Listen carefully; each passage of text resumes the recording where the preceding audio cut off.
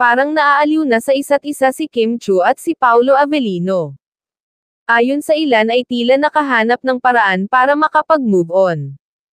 Kinilig ang maraming mga tagahanga nina Kim Chu at Paulo Avellino, nang ibahagi ng dalawa ang kanilang first TikTok na magkasama. Hindi naman maitatanggi na napakalakas ng datingan at chemistry ng dalawa kaya naman muli silang pinagtambol sa Philippine adaptation ng hit South Korean rom-com na What's Wrong with Secretary Kim.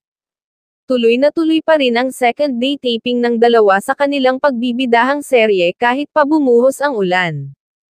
Ngayon pa lamang ay inaabangan na ng mga tagahanga ng tambalang Kim Pao, ang local adaptation ng What's Wrong with Secretary Kim lalo na't pagbibidahan ito ng mga magagaling na artista sa industriya ng showbiz sa bansa.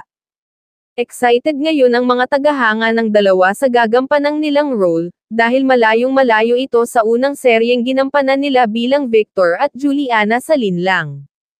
Inaabangan rin ng mga netizens ang matinding transitions ng gagampanang karakter ni Kim Chu, mula sa pagiging si Juliana at ngayon bilang si Secretary Kim. Samantala, tila mas dumarami pa ang mga supporters ni Kim Chu na naiimbierna pa umano kay Sian Lim. Matapos kasi silang matchismis na naghiwalay na raw, imbes klaruhin umano ni Sian ang mga usap-usapan ay tila ginawa pa raw itong PR slant ng aktor.